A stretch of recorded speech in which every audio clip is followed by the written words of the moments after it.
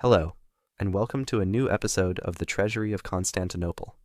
This week we'll talk about Roman mints, specifically late Roman mints, so between 300 and 476 AD. I'm sure most collectors in the beginning get excited about having coins from, say, the Treasury Mint, or actual Rome, or London. But then you start wondering, wouldn't it be cool to have coins from all mints? And then you Google it, and then you're horrified. So many mints. The thing is, mints were established, transferred, closed, and not all mints are made equal. So in this video, I'd like us to have a look at the mints of the late Roman Empire, how they came about and what happened to them, as well as learn a bit about mint marks and the internal workings of the mint itself. If you're interested in Byzantine mints, we also have a video about that topic coming up in a few weeks. So without much further ado, let's do. In the late Roman period, there were about a dozen major mints. Of those, the oldest were Rome, Nicomedia, Antioch, and Alexandria. Rome, Nicomedia, Antioch, and Alexandria are all ancient capitals, respectively, of the Roman Empire, the Kingdom of Bithynia, the Seleucid Empire, and the Ptolemaic Kingdom of Egypt. So even before the Romans conquered the other three cities, those mints had been cranking out coins for centuries. Once the cities were conquered, their mints became Roman provincial mints. A special mention will be made of the mint of Lugdunum, modern-day Lyon. Lyon. It was originally established around 15 BC, a few decades after the city itself was settled by the Romans. This mint continued in use until around 90 AD, when it was closed. Between the beginning of the empire in 27 BC and the crisis of the 3rd century, many mints were in operation. As mentioned, they were established, closed, or transferred as the need arose. Emperors who went to war often traveled with portable mints, and so on. The coins minted at each mint were also vastly different. Just compare those made in Rome to those in Antioch or Alexandria. The crisis of the 3rd century destabilized the economy of the empire and brought about high levels of inflation. To try to solve this problem, Emperor Diocletian took a series of measures. Included in those was an overhaul of the imperial minting system. In 295, Diocletian created 14 or so imperial mints. They included the ones already mentioned, Rome, Nicomedia, Antioch, and Alexandria, the Lugdunum mint, which had been reopened in the meantime, as well as those of London, Sicily, Cyzicus, and Ticinum, which had been established by previous emperors. In addition to those, Diocletian opened new mints in Carthage, Trier, Aquileia, Heraclea, and Thessalonica. Later, in 404, a mint would be established in the city of Ravenna. The new system of imperial mints was to issue coinage of the same denomination, same weight, same fineness, same type, and same value. This was, on the main, successfully achieved. The 14 mints didn't stay 14 for long, though. The mint of Carthage was transferred to Ostia in 308, then to Arelate in 313. Likewise, the mint at Ticinum was transferred to Constantinople in 326. Then, as the Roman Empire got weaker in the second half of the 4th century and into the 5th century, and the barbarians kept taking more and more Roman territory, the mints closed one by one. London in 325, Sicily in 387, Aquileia in 384-25, Trier in 430, Lugdunum, Arelate, and Ravenna in 475, and then Rome in 476. Things in the east weren't much better, and between the reigns of Leo I and Zeno, all the eastern mints except for Constantinople were closed. Here are a few more mints that were briefly active during the 3rd and 4th centuries. After having a general understanding of the mints, it's a good idea to learn how to distinguish the mint marks. Although Byzantine mint marks are more straightforward, late Roman mint marks are not that difficult to get the hang of. Let's start from the easiest ones. Thessalonica usually has the mint mark TES or just TS, while Sicily has SIS. The mint marks for Heraclea, Cyzicus, Nicomedia, Antioch, and Alexandria are usually preceded by the letters SM, short for Sacra Moneta, which literally means sacred money. But in this case, moneta is more likely a reference to the goddess Moneta, the personification of prosperity and finances. So Heraclea gets the mint mark SMH, Cyzicus SMK, Nicomedia SMN, Antioch SMAN or SMANT, and Alexandria SMAL or SMALE. Londinium and Lugdunum have similar marks that are usually preceded by a P for pecunia, which means money. So Londinium is usually PLN or PLON, while Lugdunum is PLG. Note the G sometimes looks like a C.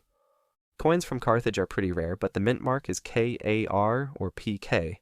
Ostia is OST, usually preceded by an M for moneta, so MOST. And Arlatan is ARL or SARL or PARL.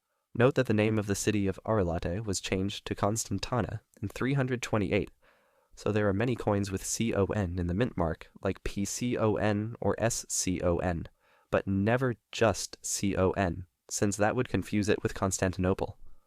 Treveri is STR or SMTR. Ticinum can be TPT, SAT, QT. Aquileia is AQ, AQS, or AQT. Rome has a lot of mint marks, among them the most common, for this time period anyway, are RO, RS, RQ, and RT. Ravenna is usually RV or RAV.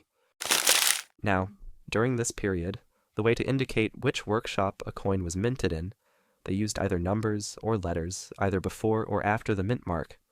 If the workshop was marked in Roman numerals, it would show I, or I for workshop 1, 2, or 3. Alternatively, it could also be P for prima, first, S for secunda, second, T for tertia, third, or Q for quarta, fourth.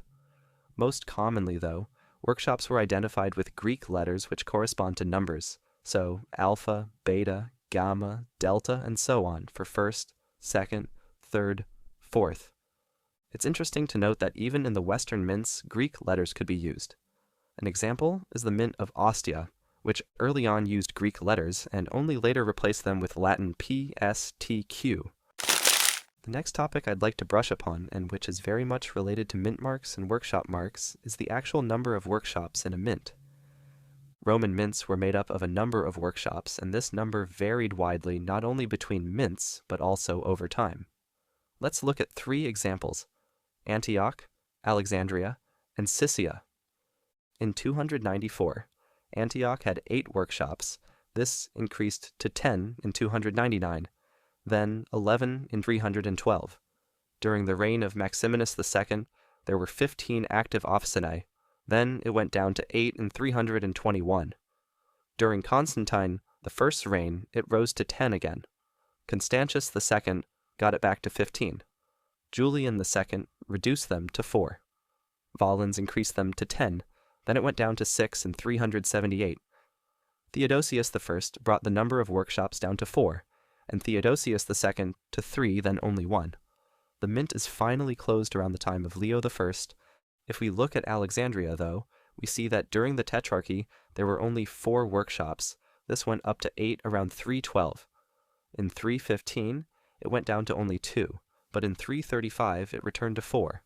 In 363, the number of workshops dropped to 3, but Valens brought it up to 4. Arcadius reduced the workshops to 2 again, and the mint closed around the end of the reign of Emperor Leo I, like Antioch. Thessalonica is similar to Alexandria. It mostly had 2 to 4 officinae, getting up to 6 between the years 308 and 311. Siscia had around 7 workshops during the reign of Probus. At the death of Constantine I, this number had decreased to 5. Then, with the progressive decline of the Western Empire, it went down to 4, then 2, and finally a single one which would be closed during the reign of Honorius. I think the number of workshops is more related to the purpose of the mint rather than the size of the city where the mint was located. Mints in cities like Rome, Alexandria, and Thessalonica existed to provide cash to the local area, and thus have a more stable number of workshops.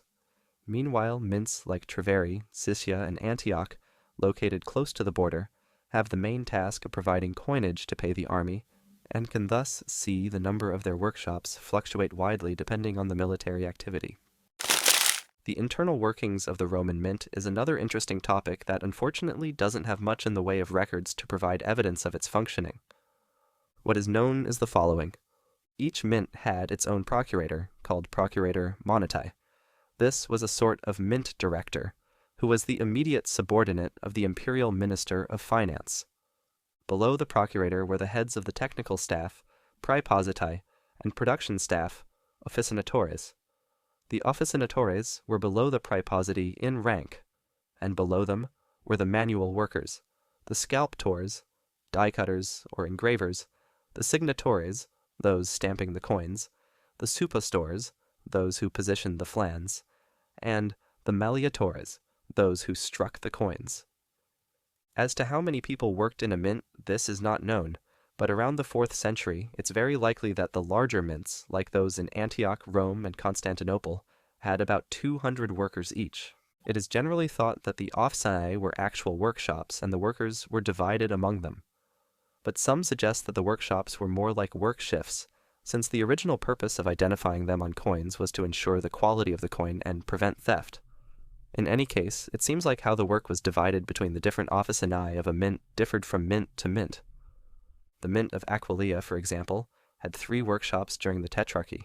2 were responsible for minting coins of the Augusti, while the 3rd one minted coins with the portrait of the Caesars.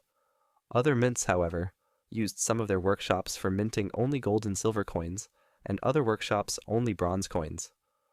Some mints used different workshops for different reverse types, so it seems like it was up to the mint procurator to make these decisions. And that's it for this one. If we made any mistakes or missed anything important about this topic, please leave a nicely worded comment below. Have a nice morning, afternoon, or evening, depending on when you're watching this video. And I hope to see you next time. Also, if you like collecting coins, or know someone who does, feel free to check out Adelaide's eBay store, the Spanish Galleon. We're also on Instagram, links in the description.